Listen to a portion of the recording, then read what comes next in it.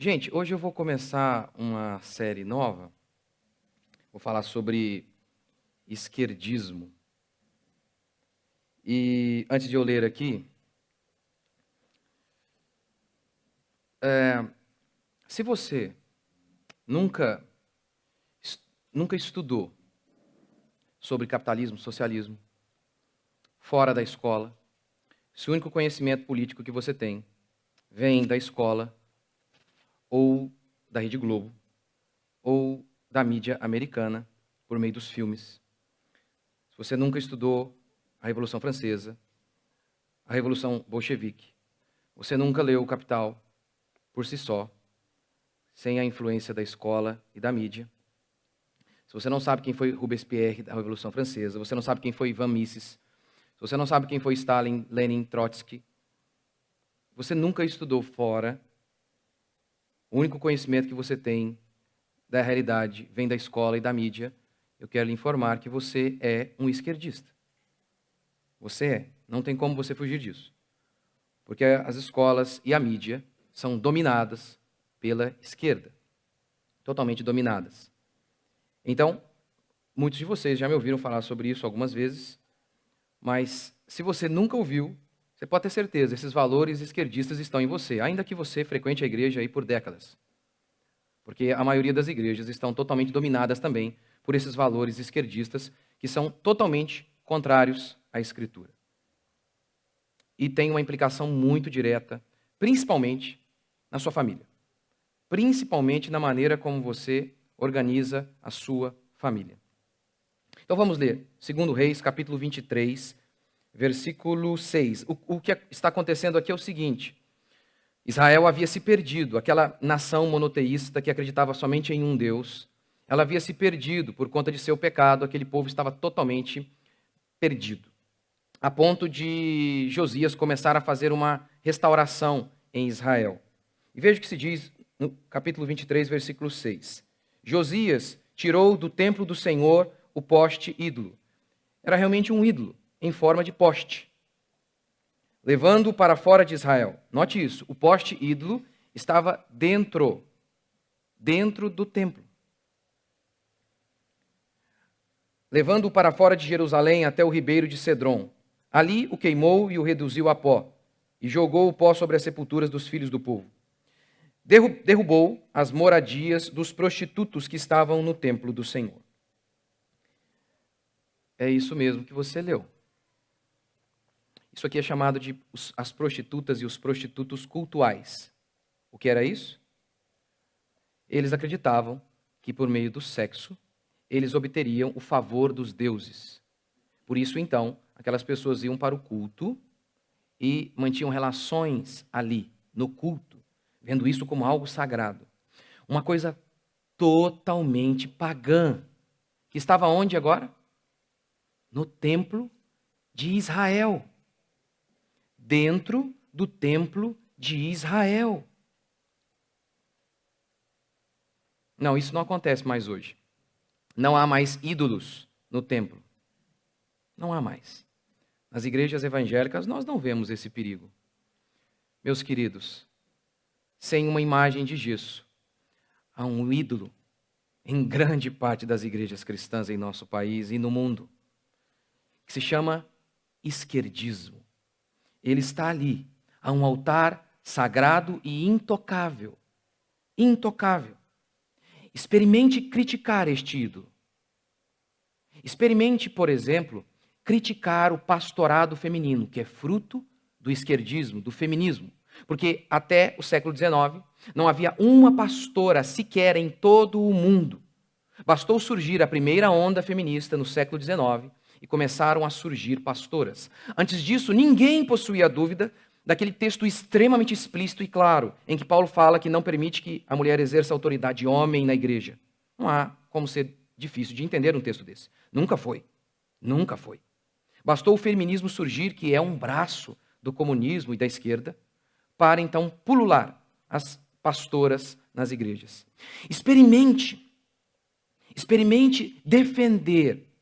defender um preceito que é muito claro também na Escritura. Não, eu não sou polêmico quando defendo isso.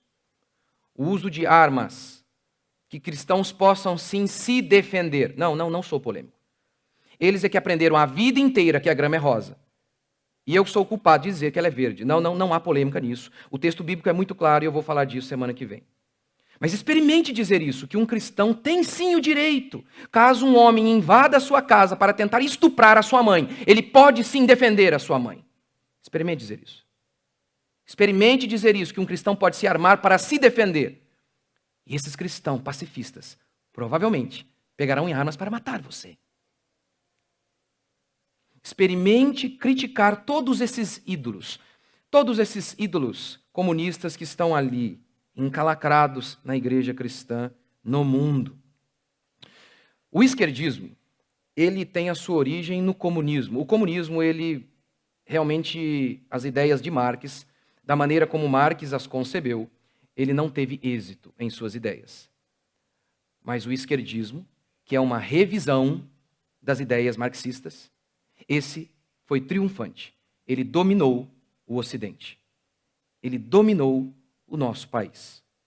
Portanto, para falar dele, eu preciso primeiro lançar algumas bases teóricas do comunismo.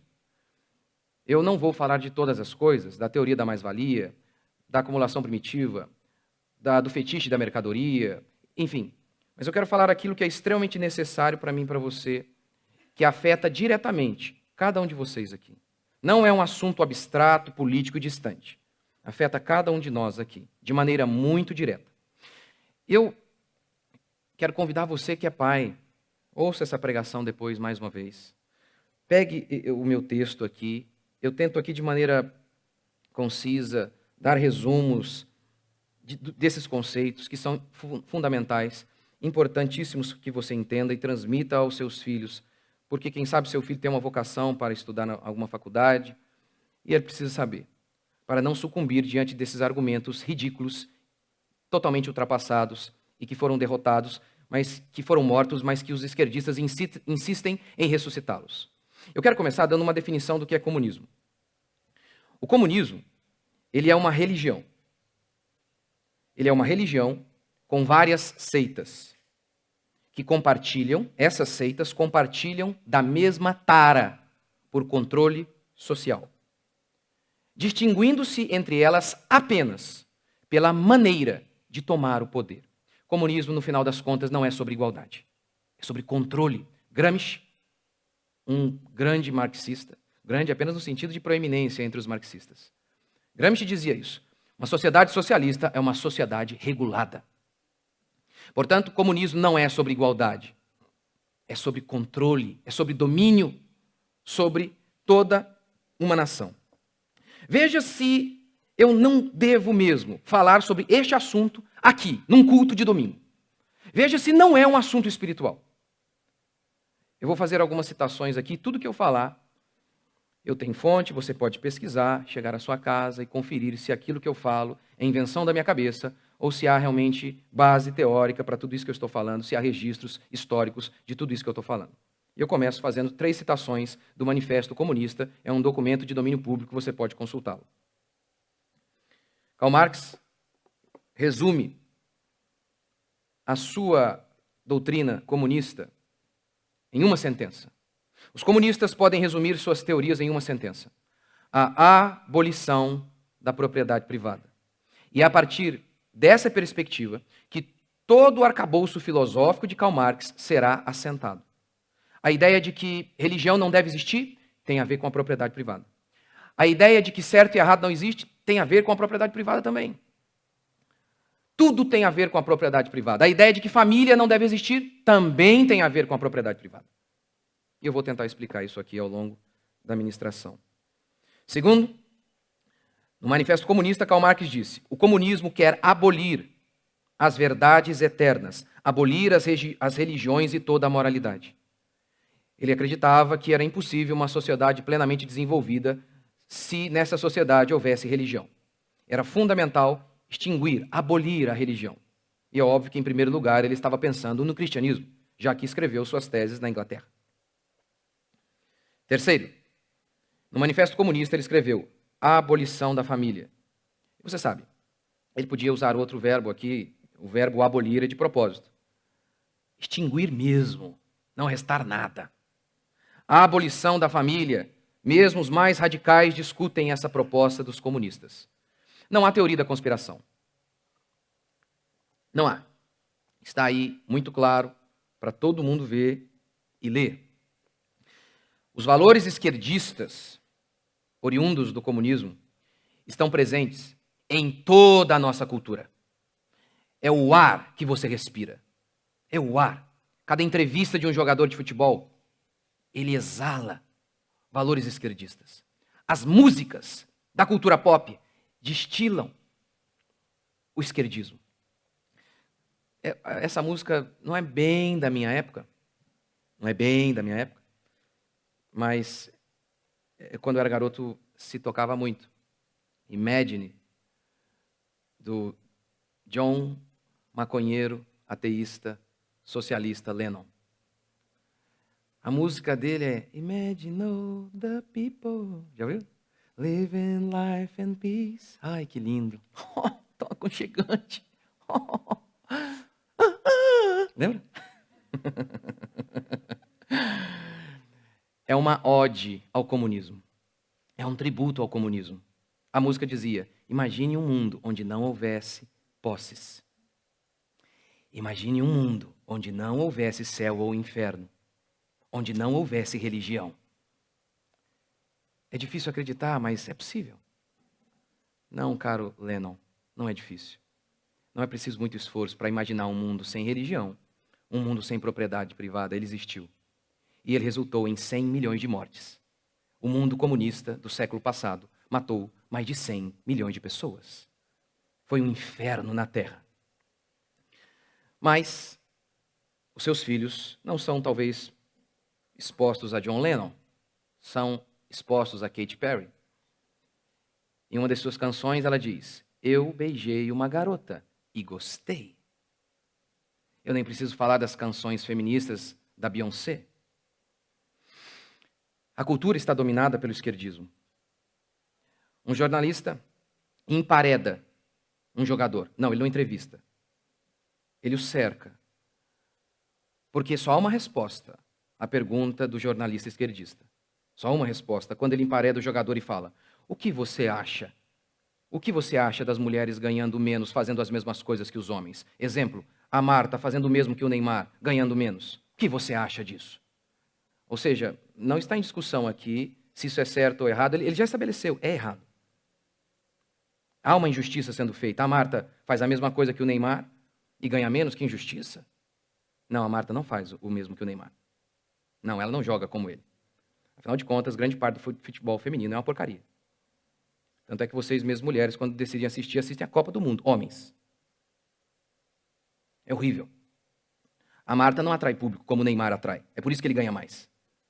É por isso. Porque o futebol é mais rápido, mais ágil, mais veloz, os movimentos são mais precisos. É por isso. É por isso. Nunca viu? Em Copa do Mundo, a jogadora pula, a goleira, ela pula para defender e eu falo, gente, parece meu filho pulando. Quando tinha 5, 6 anos. A bola passava, aí ela pulava. Reflexo. Esse é o motivo. Apesar que as feministas também não reclamam que Gisele Bündchen ganha infinitamente mais do que modelos que fazem as mesmas coisas. Aí tá tudo certo, não? Tá vendo? Está em todos os lugares esses conceitos feministas. Aqui está a luta de classes. As mulheres são oprimidas pelos homens. O youtuber critica o Bolsonaro ou um candidato de direita. E o seu filho imediatamente se torna expert em política. Sem nunca ter lido nada de política. Sem nunca ter ouvido Van Mises, a escola austríaca, o contraponto do comunismo. Não. E tantos outros autores que escreveram sobre isso. Nunca. Mas por conta do youtuber que falou algo, ele diz, agora eu não posso votar nesse candidato aí, ele é meio brabo. Que coisa. É o canto da sereia. Esse é um idiota útil, e o termo não é meu. Esse garoto, esse youtuber bonitinho, ele é um idiota útil, que nem ele mesmo estudou profundamente o comunismo, ele não sabe nada. Ele apenas é um papagaio que repete as ideias esquerdistas para ganhar dinheiro. Porque na mídia é assim, se você não bater continência para as doutrinas esquerdistas, você está desempregado. Experimente na mídia dizer que você é contra o homossexualismo. Você está desempregado. E é isso que eles fazem. E aí o garotinho que está lá ouvindo, Felipe Neto, Felipe Castanhari, esses comunistinhas, esses esquerdistas. E aí o menininho ouve e fala, tá vendo? É por isso que eu não posso votar num candidato de direita, porque eles são malignos. E se tornou expert em política naquele instante. É nada. Ele ouviu o canto da sereia, como aqueles marinheiros tolos que, seduzidos por todo aquele encantamento, eram levados para o fundo do mar e mortos. É o que acontece com esses jovens. E você ainda soma o fato de que eles estão o tempo inteiro entregues a professores marxistas, e é óbvio que o resultado disso é o seguinte: ou o seu filho vai negar a fé cristã, ou então ele vai procurar uma igreja moderninha, onde há o ídolo ali do esquerdismo. Então, quando o pastor esquerdista fala, aquele garoto doutrinado pela esquerda, pela escola, pela mídia, ele ouve a voz do seu Senhor, que não é Jesus, e se adequa àquela igreja de maneira muito fácil. É isso que acontece hoje. Então, eu quero tentar falar o quanto que o comunismo e o esquerdismo, na realidade, o que impera hoje é o esquerdismo, o quanto que o esquerdismo é uma desgraça. Eu quero tentar mostrar as diferenças e como eles venceram a batalha. Sim, eles já venceram. Eles estão no trono agora. Eles precisam ser tirados de lá. Eles não estão conquistando, eles já conquistaram. A mídia, as faculdades, o Supremo, aparelharam tudo. Tudo mesmo. Eu quero começar, então, falando em primeiro lugar sobre vou falar sobre 3 princípios que resumem bem o comunismo e que têm relação direta com a nossa família, com a nossa fé. Primeiro, o comunismo ele é contra a propriedade privada. É óbvio que no comunismo para Karl Marx, quando ele fala de propriedade privada, ele não está pensando de maneira imediata no seu carro, na sua casa. Ele está falando dos meios de produção, a terra, a ferramenta para se produzir as coisas, o maquinário e por aí vai. Os esquerdistas, entretanto, são muito mais gulosos. Eles querem dominar tudo. É por isso que, por exemplo, você paga IPTU, porque a sua propriedade não é sua. Você paga IPTU por quê? O asfalto você já pagou, a luz você já pagou, o esgoto você já pagou. É porque a sua propriedade não é sua, é do Estado. E isso tem na sua essência uma ideia totalmente comunista. Karl Marx, no seu manifesto comunista, ele diz o seguinte: a história de todas as sociedades até o presente é a história da luta de classes. A história do mundo, que move o mundo, é a luta de classes. Que nos dias de Karl Marx ele resume entre burgueses e proletários. Mais ou menos, de maneira mais simples, para não me delongar, entre ricos e pobres, seria mais ou menos isso. Mais ou menos isso. Está vendo? Eles vivem brigando, os ricos e os pobres. O mundo vive em guerra. O que move o mundo são as classes, a luta de classes. E aí surge a pergunta: por quê? Por que existe classe? Porque existe propriedade. Só existe rico e pobre porque existe uma propriedade. Se não houvesse propriedade privada, se tudo fosse de todo mundo, não haveria classes. Portanto, não haveria brigas. Todos os problemas se resolveriam. Sim, preste atenção no que eu acabei de falar, porque sim, eu acabei de resumir toda a essência comunista. E é fundamental entender isso para entender toda a proposta filosófica de Karl Marx. Segundo ele, o céu desceria na terra num instante em que a propriedade privada fosse abolida.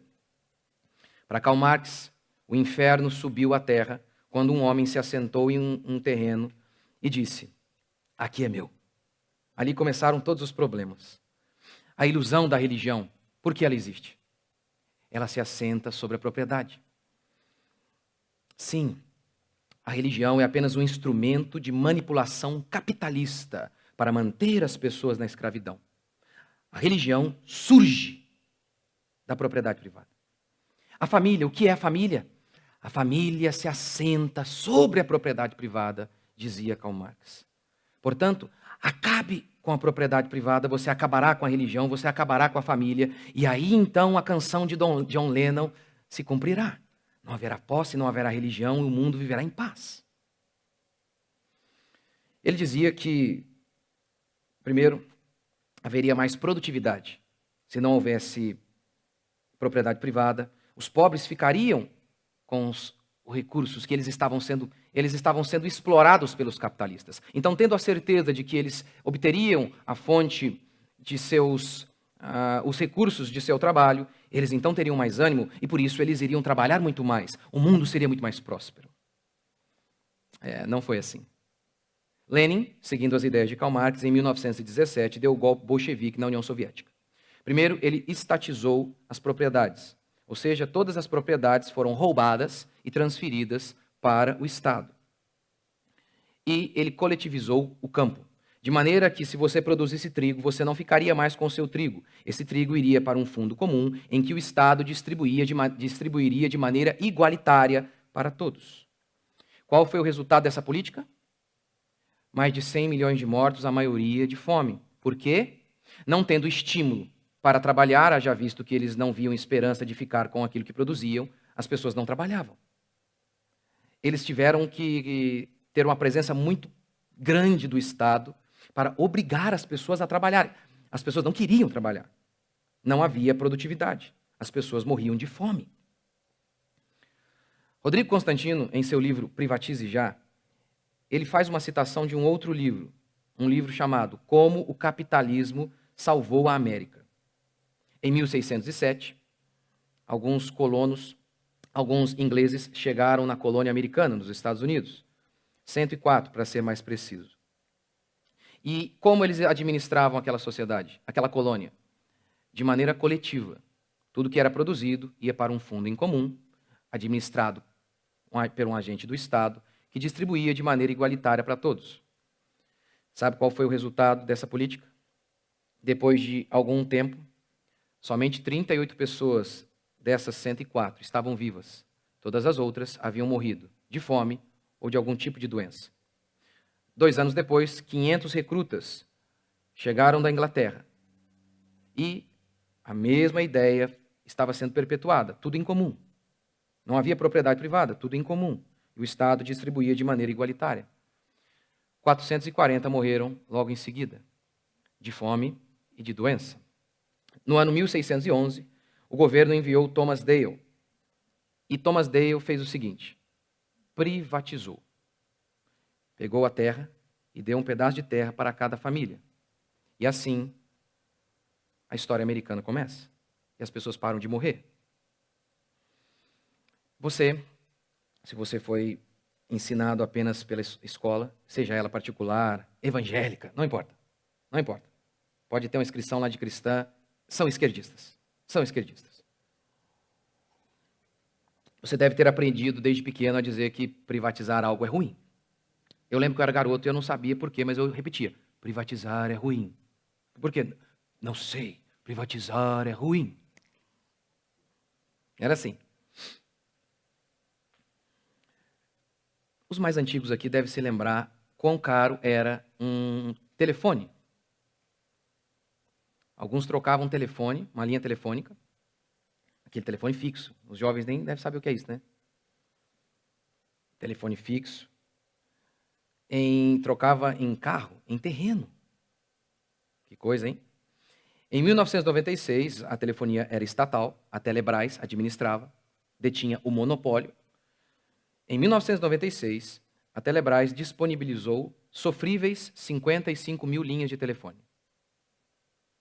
Para um país enorme como o nosso. É óbvio que é uma gota num oceano. 55 mil linhas. Quando foi privatizada a Telebrás, o Lula, cachaceiro, petista, Lula, disse o seguinte: o governo fez uma festa com a privatização. Imagino como Judas fez uma grande festa quando vendeu Jesus Cristo. Lembre-se disso. Os esquerdistas, eles não creem em religião. Ou eles matam os religiosos, ou eles fazem isso aqui, se utilizam da religião para seus propósitos. É só isso. Venderam o país. Sabe quantas linhas telefônicas há hoje? 230 milhões. Mendigos têm celular. Sim, o mendigo ali da esquina tem, ele só não mostra para você, mas ele tem. Todo mundo tem. Imagine se você fizesse isso na educação, na saúde. O mesmo aconteceria, porque é simples. Imagine que você tem um monopólio aqui de fazer Pão. Você tem um monopólio, todo mundo é obrigado a comprar o seu pão. E pagam para você de maneira antecipada. Você acha que há um estímulo para que você produza? Que você corte os custos e desenvolva tecnologicamente? Você acha que há?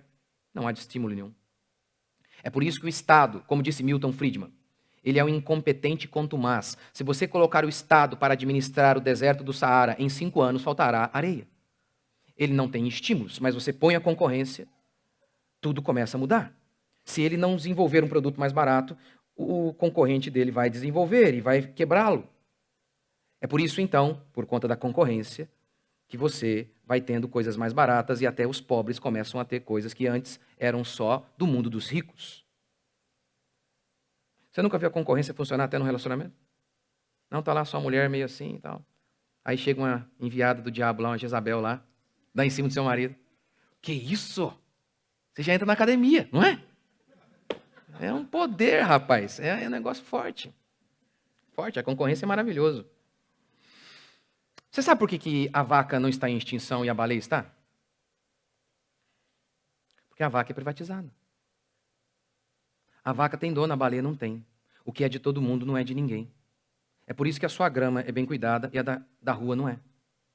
Não há estímulo para você cuidar da grama da rua, já visto que só você vai cuidar e os outros vão aproveitar. Não há estímulo. Agora, o que é meu, eu vou usufruir. Portanto, há estímulo para se produzir ali no que é meu. É simples assim. É por isso que o socialismo não funciona. Não funciona. Quando Israel, o povo de Deus, chega a Canaã, como Deus organiza aquela sociedade? Porque muitos dizem que o cristianismo é socialista. Como Deus organiza aquela sociedade? Vai ser tudo coletivo aqui, tá bom? Vai ter um fundo em comum, todo mundo vai ganhar igual. É assim? Ou Deus chega e diz, haverá um pedaço de terra para cada família. Quando um rei chamado Acabe, o Estado, tenta roubar, pegar a terra, a propriedade de Nabote, Deus profere um terrível juízo contra ele. Isso é maligno? É maligno. Deus defendia a propriedade daquela família. Não tem nada a ver com cristianismo, socialismo, nada a ver. Somente aqueles que são superficiais no conhecimento do socialismo e aqueles que são superficiais no conhecimento do cristianismo é que dizem isso. Os próprios marxistas sabem que são antagônicos, por isso eles queriam extinguir a religião. Em Provérbios 22, 28, está escrito, não removas os marcos antigos que puseram teus pais. Muitos cristãos interpretam esse texto de maneira totalmente errônea, dizendo, tá vendo? Não remova aquela tradição da sua igreja lá, tal, e por aí vai. Não tem nada a ver com isso. O marco ali, contextualizando, é a nossa cerca, que a gente usa para marcar propriedade, delimitar propriedade. O sentido, então, é não invada a propriedade alheia. E é impressionante que há cristãos que defendem reforma agrária, que é apenas um eufemismo para roubo.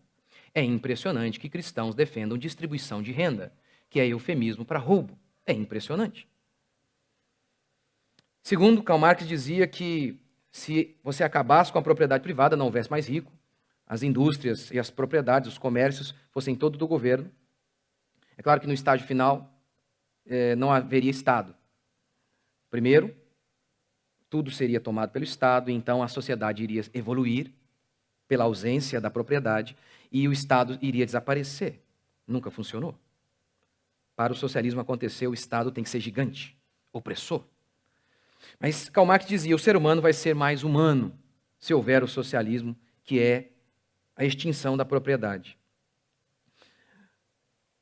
União Soviética, Camboja, Cuba, China, todos esses aplicaram o socialismo, com leves variações, como, por exemplo, o socialismo de Mao Tse-tung, ao invés de focar no proletariado para fazer o seu exército, focou nos camponeses.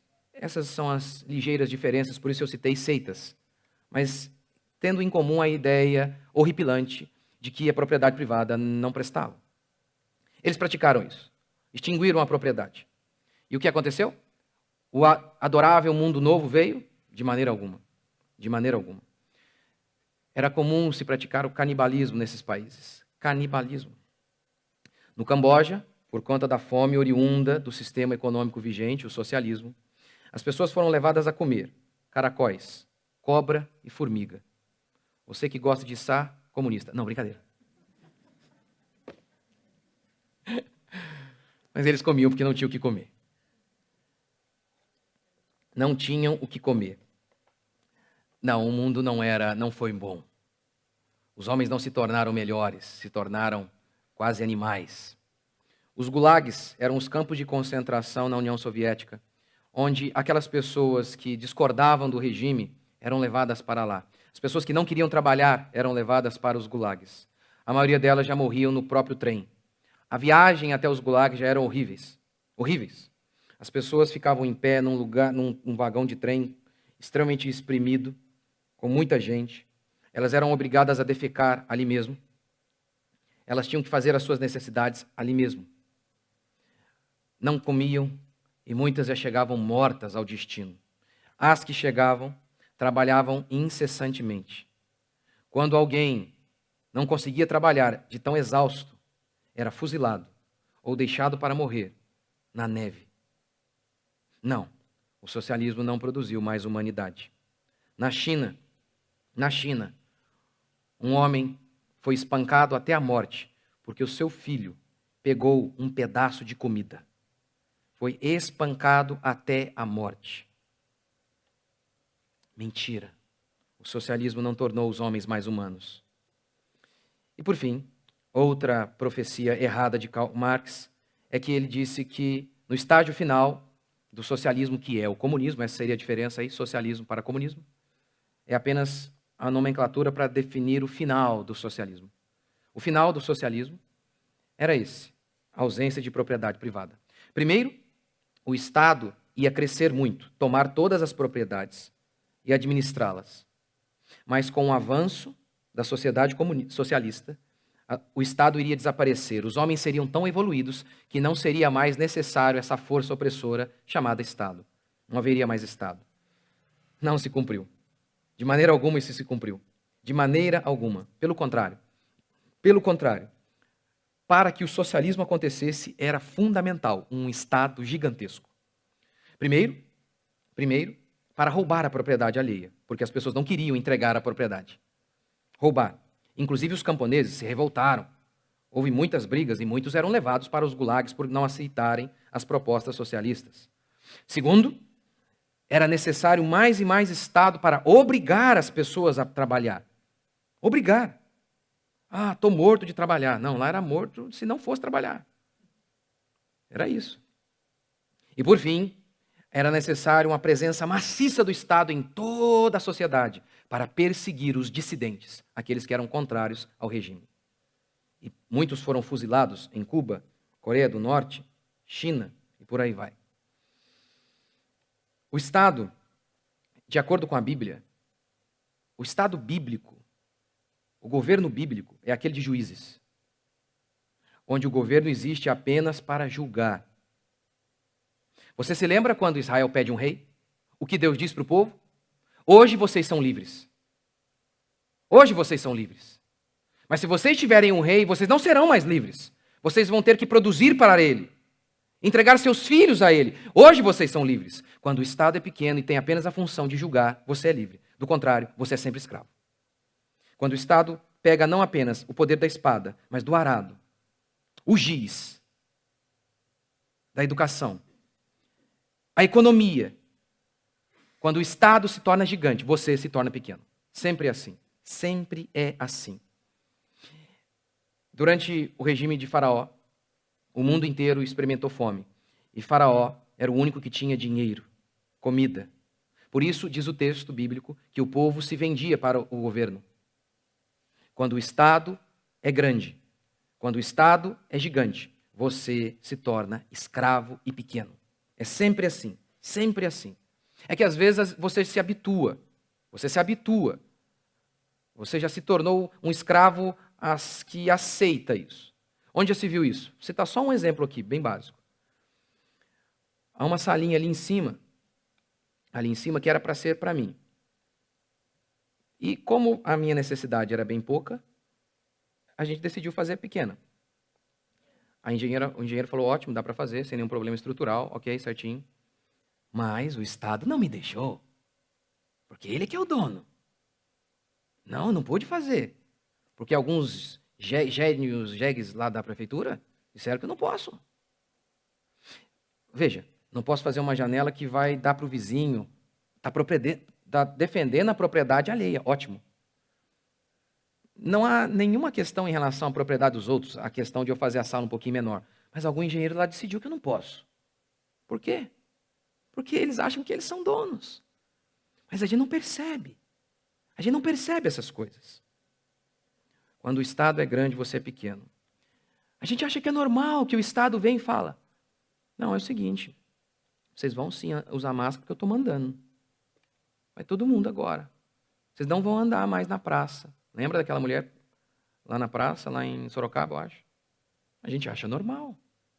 Mesmo que a Constituição, no artigo 136, 137, declara que cabe apenas ao presidente declarar estado de defesa e estado de sítio, onde ele, somente ele, com aprovação máxima do Congresso, sério, absoluta, tem que ser a aprovação absoluta do Congresso, pode proibir o direito de ir e vir. Mas achamos normal, que um Zé Ruela de um prefeito ignorante aí vá lá e mande prender uma senhora que está na praça, cometendo o crime de ser livre.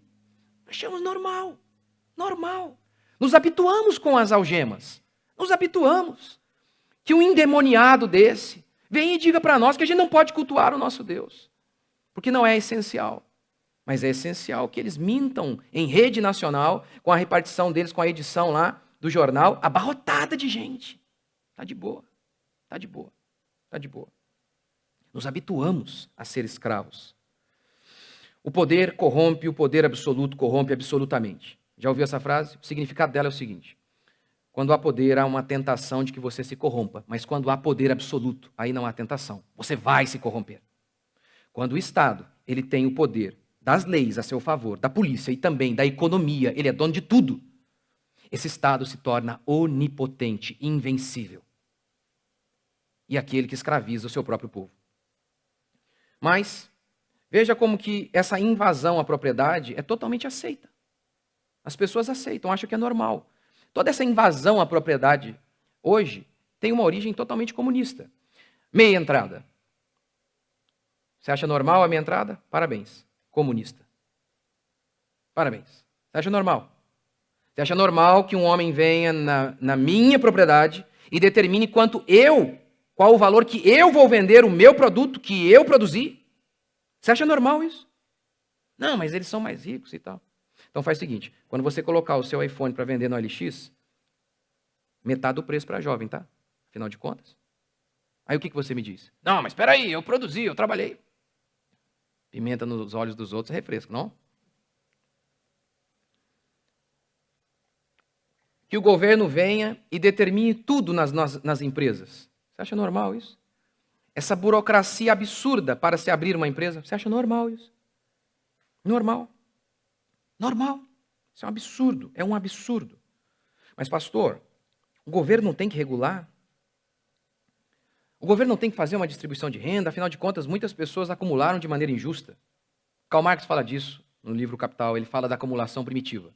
Muitas nações fundaram seus impérios com base em acumulação injusta, defraudando povos. É verdade, ele está parcialmente correto. Assim como hoje também em nossa cidade tem um monte de gente rica aí porque é pilantra. Porque fez contatinho com o prefeito, tem um monte. Mas tem um monte de gente, como um conhecido meu, que era garçom, vendeu a única propriedade que ele tinha, sua casa, comprada com dinheiro de garçom.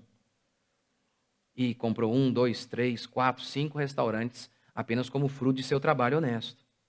Tem que fazer distribuição de renda também desse canalha capitalista. É isso que é a proposta socialista. Há alguns terroristas num prédio, mas há também gente boa. Explode todo mundo. Vamos fazer distribuição de renda com todo mundo, já que tem alguns ricos aí que roubaram e enganaram. Então vamos fazer o seguinte, vamos arrancar deles, vamos arrancar de todos os outros também. É mentira, é só uma desculpa. É só uma desculpa para quebrar o mandamento do decálogo, não roubarás. Desculpa, eles não estão preocupados em fazer justiça, coisa alguma. Não estão mesmo, não estão. Isso é fundamental porque quando o Estado é gigante, ele vem para nos oprimir, como está fazendo, nós estamos vendo agora, está acontecendo aí diante de nossos olhos, esse Estado opressor, mentiroso, o quanto de gente, que pessoas totalmente da minha confiança, que têm testemunhado, perderam parentes. Perderam parentes. E aí, Covid. Parece, já assistiu aquele filme Tropa de Elite? Quando o cara morre lá na... O cara morre na... Levou um tiro, tem lá uma perfuração. Aí, na praia. Só que eles não querem deixar aquilo ali, porque fica ruim, né? Morreram 10 pessoas aqui, homicídio aqui na nossa região, então nosso pelotão, nosso batalhão não está cuidando bem. Então o que eles tinham que fazer? Inventar que o cara não foi assassinado ali, né? Lembra aquela cena? Aí o cara traz o relatório lá, o cara morreu aqui, não, foi assassinado, tem perfuração. Na praia, afogamento. Lembra? É o que acontece hoje. O cara morre lá, teve uma pessoa que morreu atropelada. Acho que foi o Rodrigo Bocardi até que falou. Atropelada! Covid.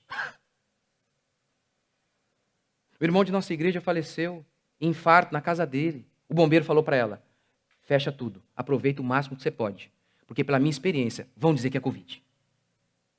O pai de uma irmã aqui morreu câncer, engasgado, com purê de batata. E aí, o governo falou, Covid. Esses caras nos oprimem, nos dominam. Engolem a nossa existência, nos proíbem dos nossos direitos mais básicos, tudo em cima de mentira. E nós achamos normal. Proíbem as pessoas de cultuar o seu Deus. É um absurdo. É um absurdo. Segundo, o comunismo é contra a religião. Marx era materialista. Isso significa dizer que para ele a única coisa que existe é a matéria. Não existe Deus, não existe espírito. Não existe. Que alma, que pensamento. Pensamento é apenas mais uma ilusão da matéria também. O pensamento está para o cérebro, assim como o xixi para o rim. Enfim, é isso. Não tem nada. Tudo é uma ilusão. Pegou ou não pegou a contradição? Não pegou? Então eu vou desenhar para você. Se tudo é ilusão, o socialismo também é. É óbvio isso. Se tudo é um devaneio, o socialismo também é. Por que não? Mas ele era materialista. Sua tese de doutorado foi baseada em Demócrito, um filósofo materialista, atomista. Para ele só existia átomo. Apenas isso, apenas matéria. Somente isso. Para ele, então, a religião ela surge como um produto do capitalismo. Os meios de produção vigentes determinam o pensamento. Ou seja, se existe capitalismo, você é obrigado a pensar de maneira capitalista. Então surge a religião para dar apoio ao capitalismo. E ele dizia o seguinte, se você está num mundo capitalista, você é obrigado a pensar de maneira capitalista. Não tem como você pensar de maneira diferente. É cansativo. É cansativo, porque já percebeu o óbvio? Se a gente está escravizado para pensar de maneira capitalista, porque estamos numa sociedade capitalista, como Karl Marx conseguiu pensar de maneira socialista? É cansativo ter que explicar essas verdades óbvias para esses caras que ficam defendendo esse defunto. É impressionante isso, é impressionante. Mas é o que ele dizia. Portanto, a religião é apenas uma ilusão para escravizar as massas. Só isso. Só isso. A religião era um empecilho para o socialismo. Por quê? Primeiro, por conta da moralidade cristã. Não dá para ficar fazendo a revolução, que é invadir propriedade privada e roubar a propriedade dos outros, se o operário vai para o culto e ouve, não roubarás.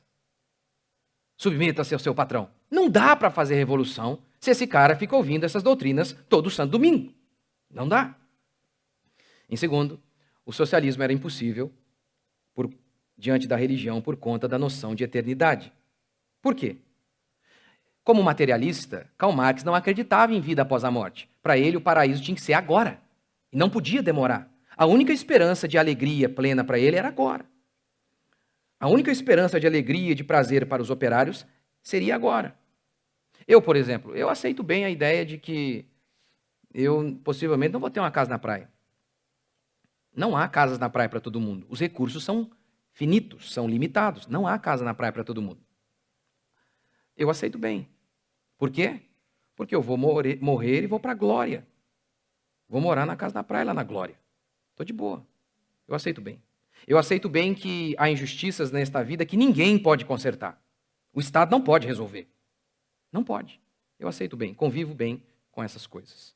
Por quê? Porque eu creio na eternidade. Está vendo? Por isso, eu sou um empecilho à revolução. Porque eles não acreditam nessa esperança. Para eles, é necessário fazer a revolução agora, imediatamente. Dar um cavalo de pau na sociedade. Esse é o espírito revolucionário. Tem que ser para agora. Por isso, então, de maneira precoce, eles querem mudar tudo. Não da maneira conservadora que é aos poucos. É a única maneira de se fazer as coisas. Não há outro jeito. Eles querem distribuir renda agora, imediatamente. A maneira mesmo de elevar o patrimônio dos pobres é por meio de leis justas, é por meio de propriedade privada, defesa de propriedade privada, nada de burocracia para se abrir empresas, porque quanto mais empresas há, mais demanda por trabalhadores. É assim que funciona nos Estados Unidos. Por isso, sem CLT, sem direito trabalhista, sem leis trabalhistas nos Estados Unidos, lá o trabalhador ganha mais que muitos médicos aqui.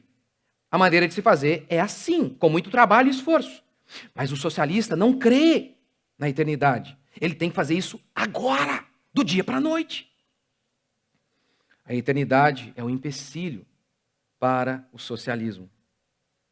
Terceiro, o comunismo é contra a família.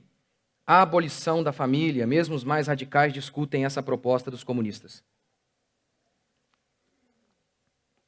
Por que o ódio pela família? Por que o ódio marxista, comunista pela família?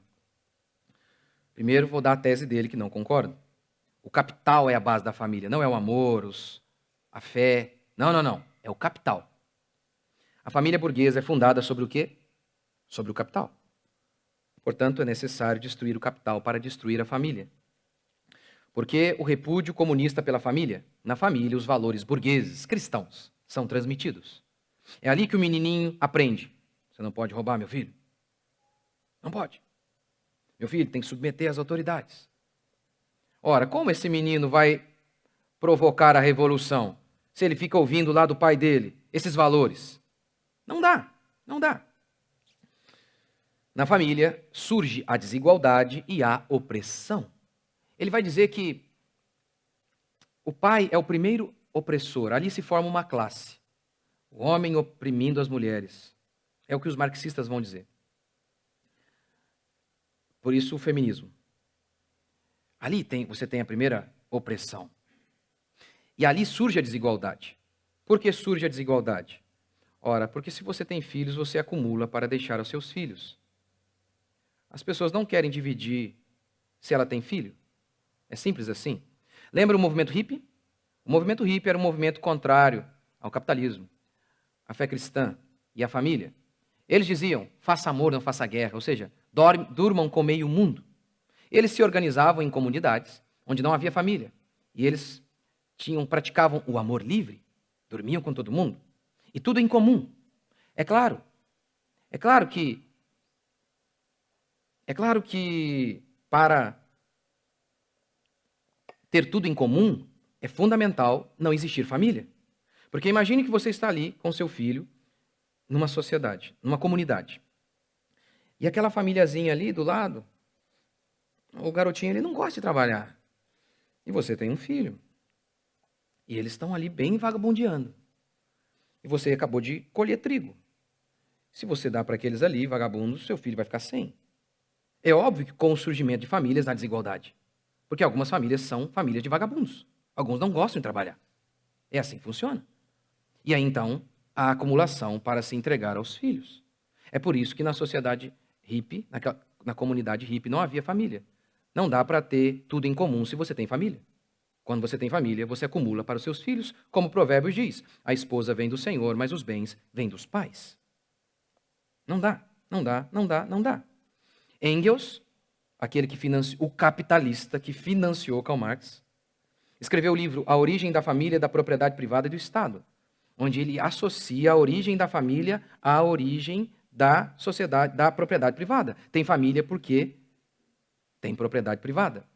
Ele, da cabeça louca dele, como todo marxista faz isso mesmo, eles inventam coisas sem nenhuma base histórica.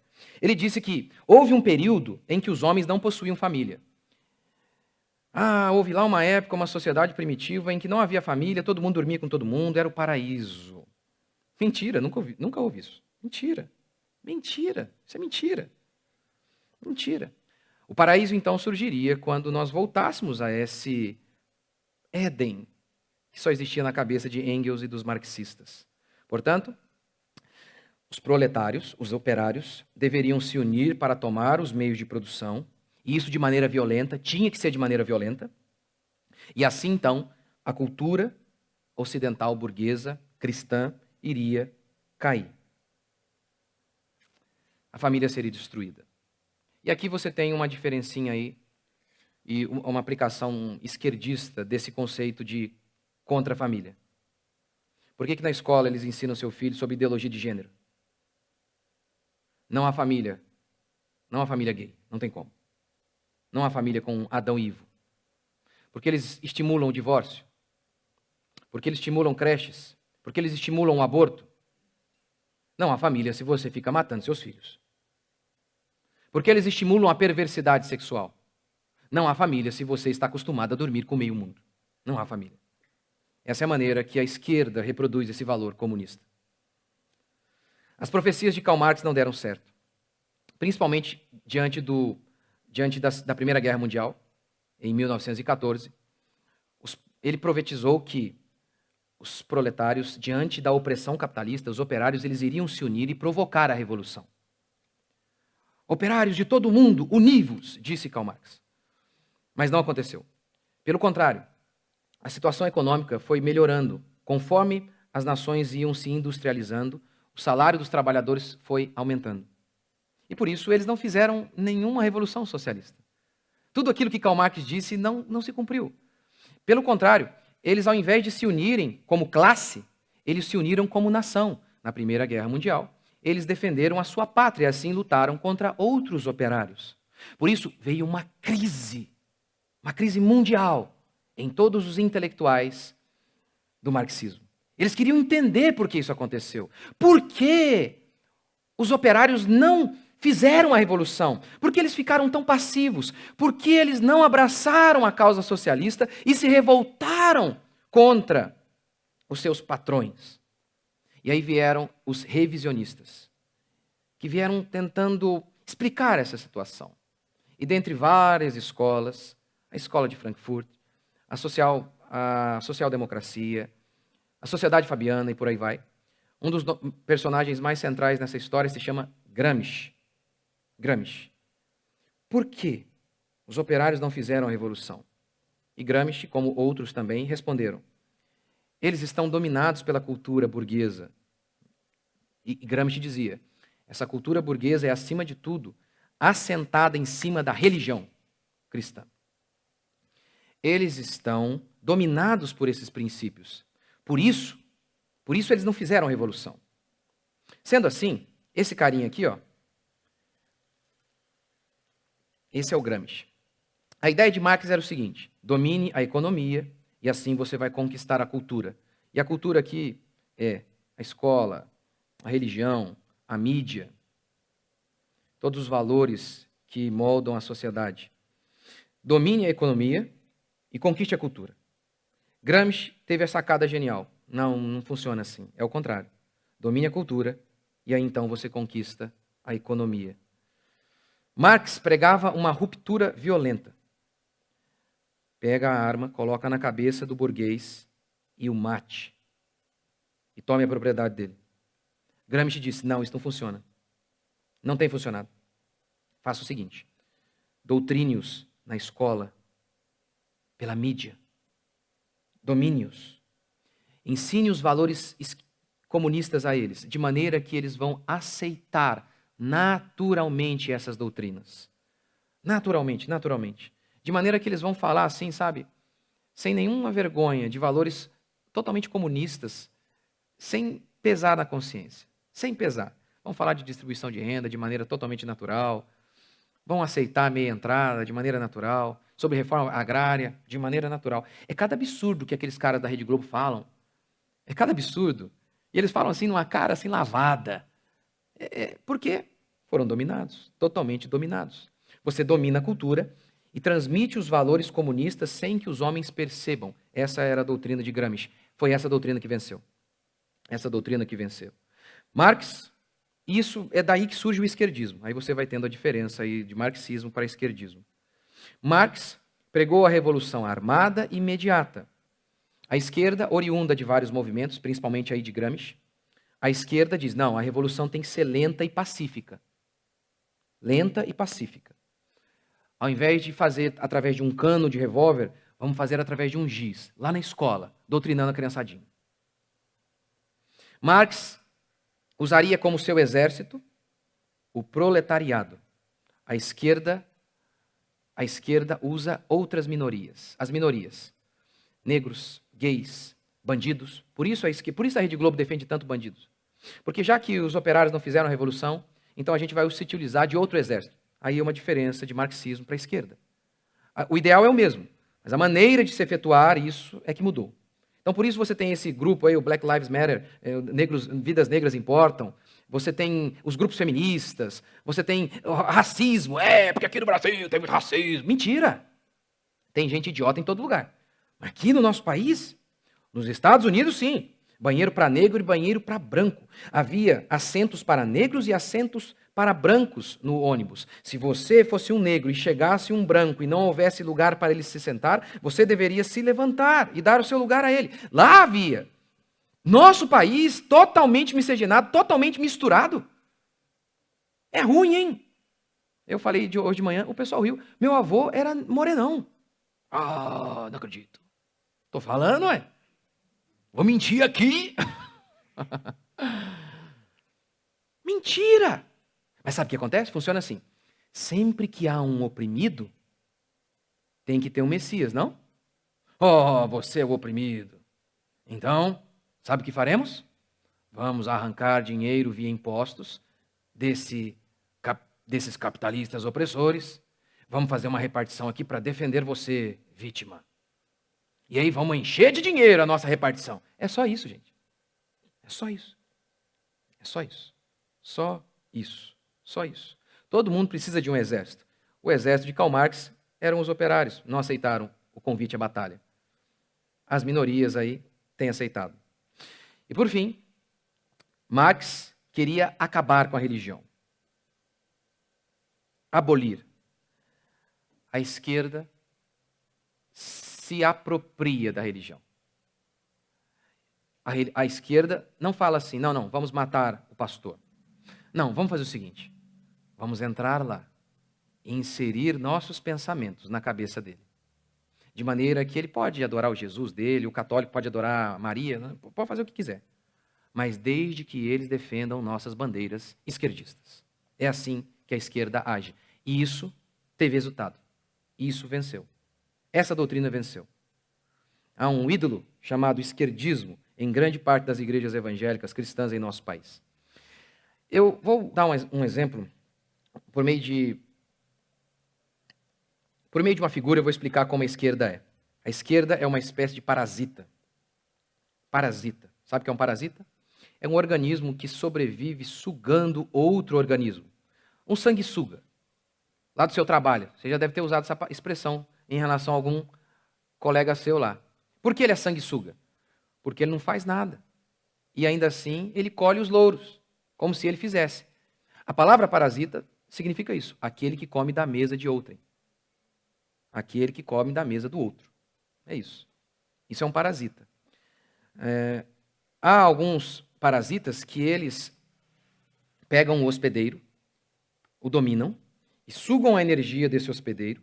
E não apenas isso, controlam a mente do hospedeiro. Esse aqui é um deles.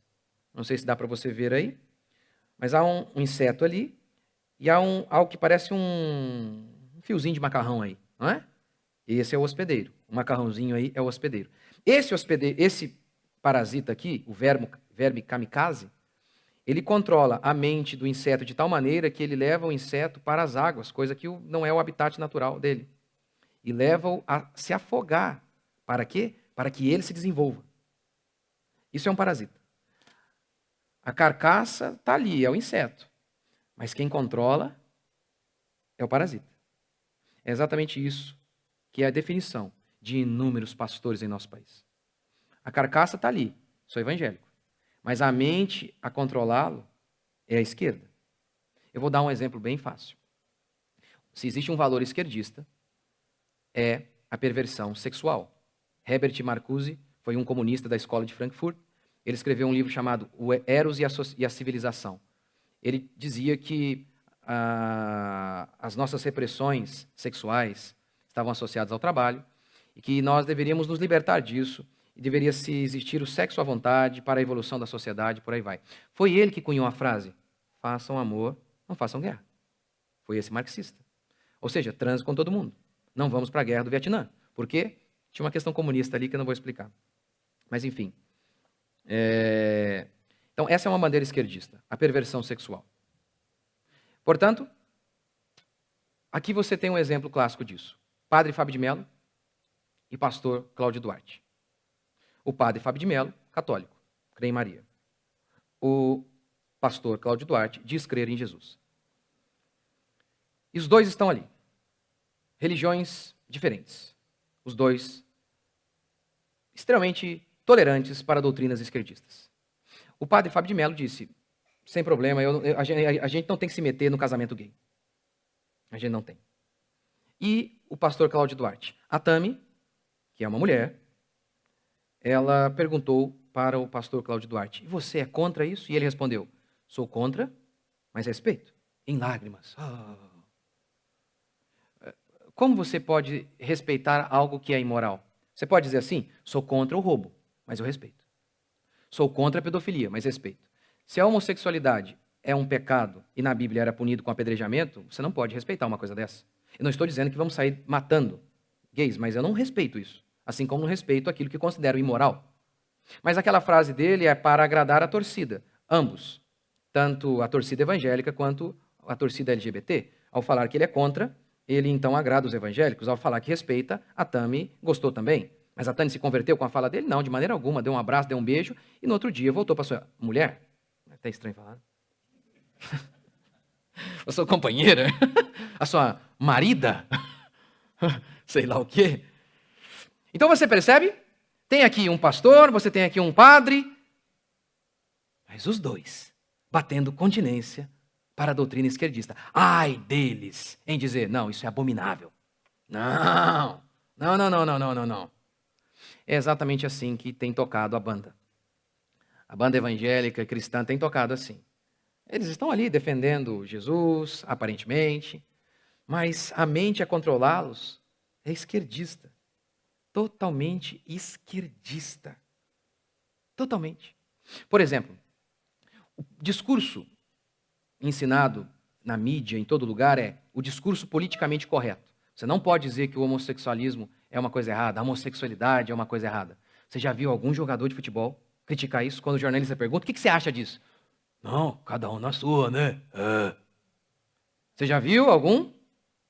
Algum? Olha, até os próprios evangélicos têm medo. O único que eu vejo assim de maneira aberta a falar disso é o Silas Malafaia. O único. Eu o detesto como pastor. É horrível. Quando ele começa a pregar a Bíblia, esquece. Mas falando de política, pelo menos tem coragem. Em relação a um monte de pastor que prega de maneira correta, é um bando de banana, frouxo. Frouxo. Bando de frouxo. Ninguém fala nada. Nada. É o óbvio do óbvio. Porque é o discurso politicamente correto. Não pode falar o óbvio, que a Tami não é um homem. Você acredita nisso? Você acredita nisso, gente? Eu fiz esse vídeo, né, sobre a Tami e não contei aqui já, não fiz nenhuma piada de nada de piada, não zombei. Eu só falei isso. A Tami não é um homem, gente. E aí, sabe o que eu ouço? Olha o que eu ouço. Algum irmão conta, né? Estava lá falando com um parente meu, qual a igreja que eu frequento. Qual igreja você frequenta? Resgatar. Quem é o pastor? É o pastor Rodrigo Mocelin. Já dá aquela, né? É aquele pastor polêmico? Eu sou polêmico? Por falar que uma mulher é uma mulher? Você acredita nisso? Chegamos nesse nível. Falar o óbvio é polêmica. É claro, como eu disse, quem está acostumado a ouvir que a grama é rosa, fica chocado quando alguém chega e diz, não, é verde. É verde. Então você tem esse discurso politicamente correto. Não pode falar que um homem é um homem. Não pode dizer isso. Lembra quando o Enéas falou? Ora, se a sociedade for gay, ela vai deixar de existir. Aí o jornalista falou, com base no que você diz isso? Aí, ô louco, meu, que isso? Como assim? Você não sabe, homem com homem não se reproduz, você não sabe. Ok, esse é o discurso politicamente correto. Sabe qual que é a cara gospel dele? Sabe qual é? Não julgueis. Oh, esse pastor não tem amor ao expor. Você não tem que ficar criticando, porque Jesus disse que não veio condenar. Não, o que eles precisam é de abraços. Vamos ficar no semáforo dando abraços. É isso que as pessoas precisam. Um dia eu estava lá e a pessoa com a mãozona lá, né? Jesus te ama. Nossa, mas até coçou assim. Eu falei, olha, é o seguinte, mas tem um versículo lá que diz que Deus abomina o homem mau. Como é que é isso? Hã? Como é que é isso? Explica para mim isso aí. Está dizendo que Jesus me ama para mim? Você nem sabe quem eu sou. A pregação para o pecador não é Jesus te ama, é arrependa-se. É isso que ele precisa ouvir. Mas aí o pecador estava lá no carro dele lá. Estava meio mal, sabe? Acabou de trair a mulher dele. Tá até um pinguinho de culpa. Não tanto porque na nossa sociedade perversa, ele estava até mais ou menos, mas, sabe, tinha uma pulguinha ali. Aí, Jesus te ama, do jeito que você é. Ele, rapaz, eu estava até mal, agora estou melhor. Que delícia. O gay, ele ouve isso. Jesus te ama, não te critica. E o cara estava lá, no carro, até pensando, será que é certo o que eu faço? Mas agora o crente falou para mim que Jesus me ama do jeito que eu sou. Por isso existem gays que se dizem cristãos hoje. Esse é só um exemplo. O pastorado feminino, a ideia de que você não pode defender sua casa. Tudo isso que está presente na fé cristã.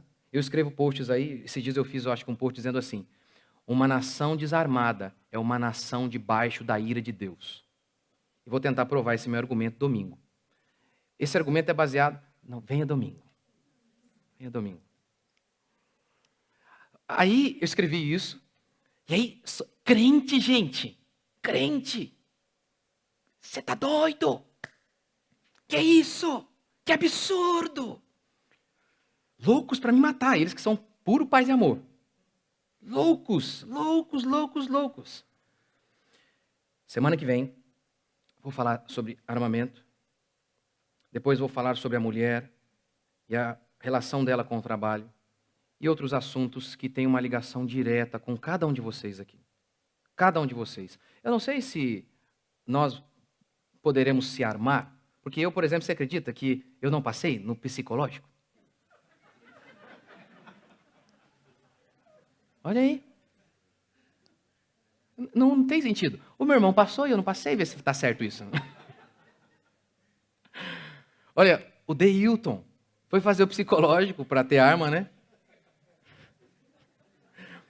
Gente, talvez eu seja psicopata mesmo, quem sabe. Mas o Deilton, aquele rapaz é o amor em pessoa, gente. Eu não conheço um cara com um coração mais bondoso que aquele menino. Não conheço. Não, eu não estou muito preocupado apenas com isso. Talvez a gente nunca vai conseguir ter essa liberdade. Pelo menos, talvez, espero que o Bolsonaro consiga, mas não sei se vai conseguir. Mas eu quero falar de coisas que afetam você, seus filhos. O desarmamento é uma desgraça. Uma desgraça. Podendo você ter armas ou não, quero mostrar para você que um monte de conceitos esquerdistas estão aí nos destruindo. Portanto, meu desejo é que você volte semana que vem para o pastor falar de arma. Eu desejo que você volte na outra semana também para eu falar de família. Eu dei a base teórica, não é óbvio que não abrangi todas as doutrinas marxistas, mas eu acredito que aquilo que é essencial para que eu possa desenvolver os meus próximos assuntos, eu espero ter conseguido desenvolver hoje, ter desenvolvido hoje. E eu espero de coração que você venha com o coração aberto. Porque com certeza Quem já está aqui já me ouviu falar desses assuntos, mas agora eu vou fazer de uma maneira mais sistemática, organizada. De armamento eu não sei se eu já falei, mas muitos aqui estão nos visitando, estão vindo há pouco tempo. Eu não sou Deus, é óbvio que eu posso errar, mas eu desafio você a vir, mas vir de coração aberto, analisar aquilo que eu vou falar, confirmar os dados históricos que eu vou lhe dar, as fontes, e ver se aquilo que eu falo tem sentido. Porque essas minhas pregações, em qualquer igreja cristã deste país, na maioria delas, há boas igrejas ainda, graças a Deus, mas na maioria delas, esses preceitos que eu vou ensinar aqui são tão óbvios e claramente cristãos. Pregá-los em grande parte das igrejas evangélicas do Brasil é atestar a morte do pastor. Esses cristãos pais e amor estariam dispostos a espancar pastores que pregam o que eu vou pregar para você nas próximas semanas. Meu desejo é que você seja instruído, que você pegue isso aqui, ensine aos seus filhos, e quando ele for atacado em sua fé lá na escola ou na faculdade, você mostre para ele, olha, as doutrinas marxistas são ridículas. Todas elas foram caindo por terra, uma a uma. Uma a uma. A fé cristã é que é a verdade. A fé cristã, sim, é o terreno sólido sobre o qual você deve edificar a sua vida. Eu tenho falado desse assunto, e eu encerro aqui agora. Estou falando dele porque, para mim, o maior adversário da fé cristã nas últimas décadas e talvez aí 2 séculos, se chama comunismo e atualmente esquerdismo. Eu não tenho nenhuma dúvida em relação a isso. Há um ídolo chamado esquerdismo no centro da igreja, no meio do templo. E ele precisa cair. Mas eu sei que muitos homens não têm coragem de tocar nessa coisa sagrada. Mas que Deus nos dê graça para tentar fazer como aqueles homens corajosos, como Gideão, que quebraram esses ídolos. Que Deus nos dê graça para que possamos pregar e difundir as ideias cristãs. E para que Deus também nos ajude a compreender e nos dê fé para praticar o que a Escritura ensina.